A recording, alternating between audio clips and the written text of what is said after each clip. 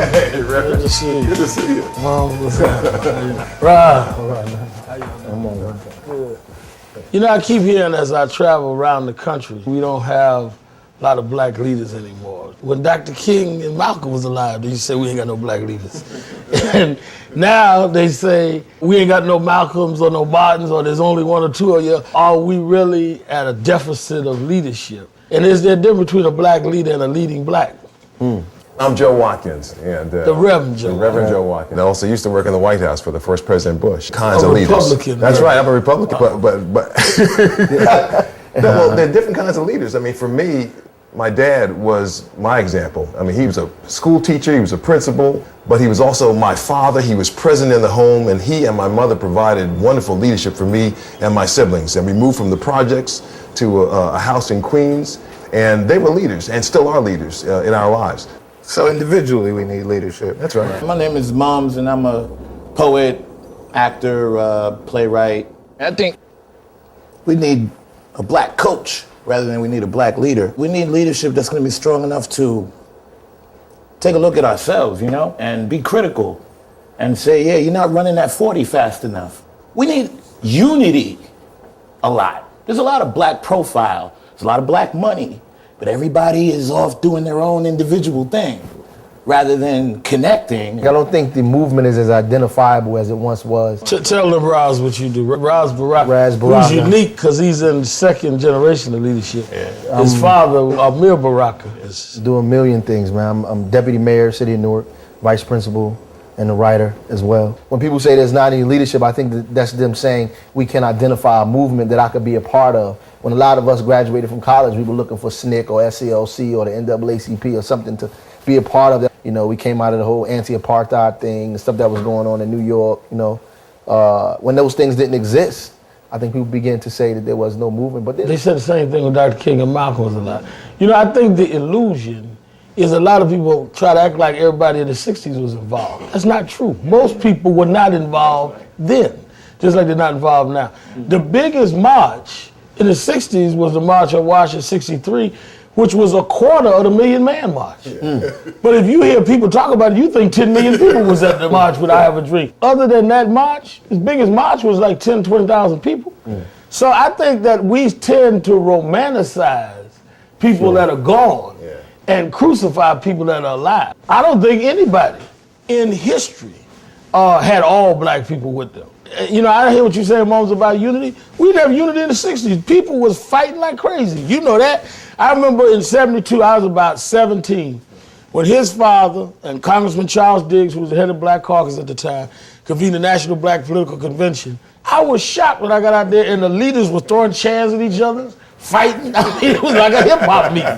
So, I mean, we talk about unity, like Dr. King and Stokely and Malcolm got along. That's not true. Malcolm was attacking Dr. King, and Stokely was calling King a Tom. In fact, most of the people had turned on King when he died. And then everybody went and cried at the funeral. So is a lot of it that we don't understand? We haven't learned, I don't think, to do what some other groups have learned to do well, which is to honor the folks that we have who are all over the place. For instance, with black Democrats and black Republicans, we argue and fight, certainly publicly, but privately, we don't get together and talk about what we can do to make a difference within the party structure. Because the truth be told, we need black folks in every political party and have the concerns of black people at heart. Then we can make some movement, some progress. And then come together behind doors and have that conversation. Absolutely. Now, there's a Time Warner, there's all of these big white companies, and they'll merge to make a bigger company. We don't even think like that. Right. You know, we have a billionaire, we have a bunch of millionaires, and everybody's off doing their own thing, you know? That benefited from the struggle of and they benefited from the struggle. So that's key. I think a lot of leading blacks are a result of black leaders. You know, I remember a few years ago, Newsweek magazine did this cover story, The New Black Power. The chairman of the board of Time Warner, Dick Parsons, and Chanel, the American Express. And with first paragraph says, the alternatives to the Jesse Jackson, Al Sharptons, no, they're the results. Right. They're not, and they won't stay there unless there's a threat for people like us. You know, the amazing thing to me, Roz, is if something happens and people like Jesse, I don't show up, they'll say, where are we? If we do show up, you show it off. So I mean, either way, you gonna get it. Yeah, because you can't care about, what we gonna think about you. We think too that we are fighting for something and we don't know that there's another side of folks that are fighting to repeal, and when you stop moving forward, there's somebody pushing you back. Well, At the it's same trickier time. now than it used to be because there was a time when everybody black was shut out, and so we were all exactly in the same boats. We haven't been exactly in the Well, same not boat. exactly, but we were all. Except everybody we was was shut all out. in the slave. We in the same Yeah, boat. well, it's not a race matter as much as it might be an economic matter. Like, let's say you get somebody who's an entrepreneur who owns a barbershop. Their business grows. They become successful. They do a good job of catering to their customers. They take care of the people in the community. And as a result of that, they succeed and they make money. Now that they've made money, suddenly they are wealthy. And the whole tax issue is altogether different. You're African American. You care about the people. You care about the community. You might be on a different side You from take everybody class else. interest as opposed to national interest. Yeah. Well, you sure. start feeling like my taxes is going to Well, that's right. feed some people Right. or do something in the community that I just came from, by the way. Yeah. You know what I mean? Well, To feed the and people in the maybe on hood, your and I way don't want back. to do that anymore. And you may be on your way back.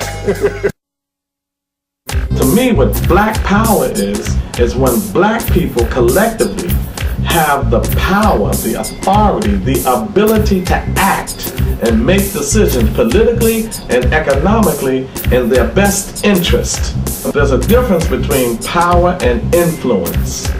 When you have to march, demonstrate, boycott to get people in power to make decisions in your best interest, that's influence. And oftentimes, influence is mistaken